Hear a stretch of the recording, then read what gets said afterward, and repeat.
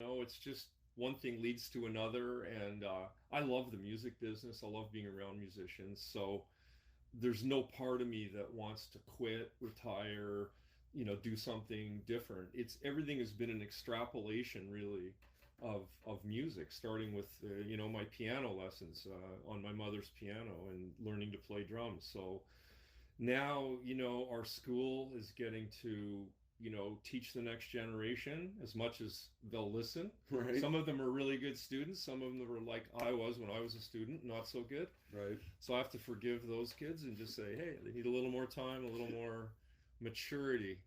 But it's a privilege to be able to interact with the kids that are coming up. And now that we've have graduates that are out there seeing their success. Last year, watching Riley Bell win the Juno Award for Engineer of the Year, one of our graduates, or the tour managers. Tom Wood is out there, the tour manager for Shawn Mendes, and Michelle Owens, the tour manager for Glorious Sons, and Noel Cadestre's been Drake's engineer for 8 years. It's fascinating to look back on some of the students that I've been able to, graduates, I should say, that I've been able to follow their careers. Tim Oxford is here today in one of the other studios. He's the drummer for Arkells. He's a graduate of Metalworks too. You hold that closer to your chest than you do, say, the Princes and Springsteens and everybody else that have walked through these doors, don't you? Yes, and that's just because I'm older.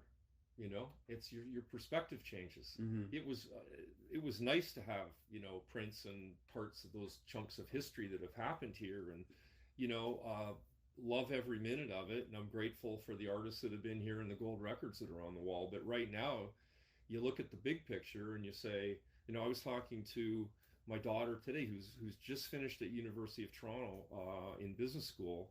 She's just writing her final exams in her final year, and we were talking about teachers and the importance of teachers and the influence of teachers. And I was a good student when I was younger, but as I got older, I think that just kind of that male adrenaline, I don't have to listen to you, mm-hmm. teen rebellion thing, that phase that I went through. I had a resentment for certain teachers, so I had a bad feeling about it.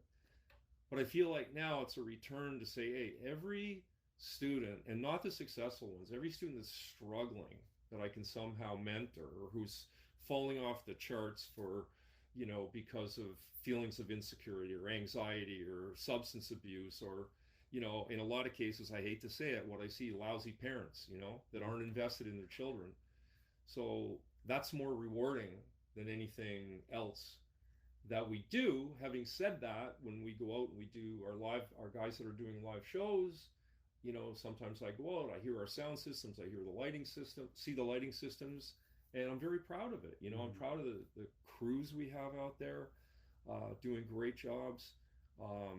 I just came back from a big show, and one of our grads was actually at front of house, Jeremy Moffat, doing the mix, and I saw him after. I went, great mix.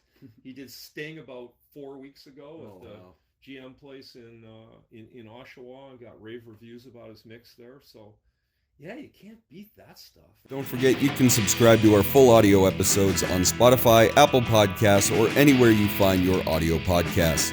The full episodes, highlights, and our live off-the-floor performance videos can be found at our YouTube channel, and you can follow us on Facebook and Instagram at the AVB Podcast. Of course, you'll find links to our incredible sponsors and this week's guest in the description below. The AVB Podcast is part of the Border City Network. Find more great content at bordercitynetwork.com. See you next time, folks. Bye-bye.